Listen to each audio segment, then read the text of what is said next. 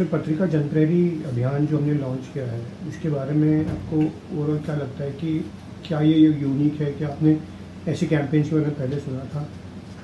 ये भारत की शासन प्रणाली को संचालित करने का दायित्व भारत के संविधान ने जनप्रतिनिधियों को दिया है और जनप्रतिनिधियों के प्रशिक्षण की किसी प्रकार की योजना आज तक भारतीय लोकतांत्रिक प्रणाली में नहीं रही है। भारत में इंजीनियर को ट्रेनिंग दी जाती है, भारत में शिक्षकों को ट्रेनिंग दी जाती है, भारत में सफाई कर्मियों को ट्रेनिंग दी जाती है, भारत में प्रबंधकों को ट्रेनिंग दी जाती है, भारत में यहाँ तक कि गायकों को ट्रेनिंग मिल रही है, वादकों को ट्रेनिंग मिल रही है, नर्तकों को ट्रेनिंग मिल रही है। लेकिन भारत में जिसको इस भारतीय व्यवस्था के संचालन करने का दायित्व इस संवैधानिक व्यवस्था ने दिया है, उसके प्रशिक्षण का किसी प्रकार की कोई योजना नहीं रही है। तो निश्चित तौर पर राजस्थान पत्रिका ने यह बीड़ा उठाकर भारत की लोकतांत्रिक व्यवस्था को समर्थ और सशक्त करने का जो अभियान प्रारंभ किया है, वह भारतीय लोकतंत्र को और प्रबल करने का कार्य करेगी।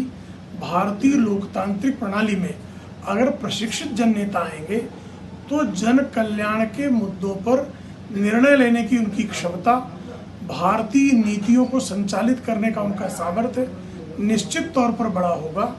ऐसे में राजस्थान पत्रिका ने जिस तरह से राजस्थान में प्रशिक्षण देकर जनप्रतिनिधियों को विधायिका तक पहुंचाने का कार्य किया है और विधायिका से ही कार्यपालिका के लिए व्यक्तियों का चयन होता है, ऐसे में राजस्थान पत्रिका के इस अनूठे पहल का अभिनंदन किया जाना चाहिए और इस अभियान को और बल देने के लिए अन्य लोगों को भी राजस्थान पत्रिका के साथ आना चाहिए।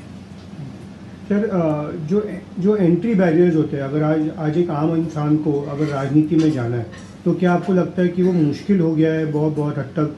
और क्या उसके लिए एक प्लेटफॉर्म की ज़रूरत है? कम से कम एक आम इंसान, आम नागरिक एक राजनीतिक, एक पॉलिटिकल लीडर बनकर अपने स्किल्स को यूटिलाइज कर देश को आगे बढ़ाने में सक्षम बन सके। देखिए, इस देश का जो सबसे बड़ा संकट है कि अगर मान लीजिए आपको लोकसभा चुनाव लड़ना है, जो इस देश की शासन प्रणाली को संचालित करने के लिए विधायिका में पहुंचने का सबसे बड़ा मार्ग है। औसत इस देश की लोकसभा सीटों में मतदाताओं की संख्या 16 लाख है। एक बूथ पर 1000 मतदाता होता है। अगर 16 लाख लोगों तक चुनाव के दिन भी अगर कोई पहुंचना चाहे तो कम से कम 1600 बूथों पर उसको 1600 कार्यकर्ता चाहिए। अब 1600 कार्यकर्ताओं की फौज एक व्यक्ति तो खड़ा नहीं कर सकता। राजनीतिक दलों में भी भारतीय जनता पार्टी पहला दल है जिसने बूथ को मजबूत करने की प्रणाली प्रारंभ की है, वरना तो बूथ पर उस दिन किराए के कार्यकर्ता ही लाए जाते हैं। स्वाभाविक तौर पर एक कार्यकर्ता पर यदि 1000 रुपये भी खर्च किए जाए, जो भारत की जो पारिश्रमिक की जो प्रणाली है उसके अनुकूल अगर 1000 रुपये, चूँकि वह सुबह से लेकर शाम तक और जब तक उसकी जो है बस्ता अपना जमा नहीं करेगा तब तक वह सक्रिय रहेगा, तो अगर 1000 रुपये भी 12 घंटे के परिश्रम के बदले कोई देता है तो 1600 बूथों पर एक व्यक्ति भी खड़ा किया जाए तो 1000 रुपये के हिसाब से 16 लाख रुपए खर्च होंगे। तो सामान्य व्यक्ति तो चुनाव ही नहीं लड़ सकता है, 1600 लोगों की फौज ही नहीं खड़ी कर सकता है, तो उसको आउटसोर्स करना पड़ता है। अब वो जो 1600 लोग हैं प्रति बूथ, उनका जो है राजनीतिक अनुभव क्या है, उनके प्रशिक्षण का माध्यम क्या है, यही संकट है। अगर वो विधानसभा के स्तर पर देखें तो एवरेज 3 लाख प्रति विधानसभा के मतदाता हैं, वहाँ भी 300 बूथ चाहिए। मान लीजिए कॉरपोरेशन के बड़े शहरों का कॉरपोरेशन पकड़िए आप, तो एवरेज 40,000 मतदाता है, तो वहाँ भी 40,000 मतदाताओं के लिए कम से कम 40 बूथ चाहिए।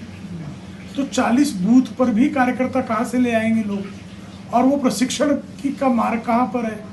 तो ऐसे में नेतृत्व को ही नहीं, उस नेतृत्व को संस्थापित करने के लिए जो कार्यकर्ताओं की टोली खड़ी करनी है, उसको लेकर भी एक बड़ा अभाव है।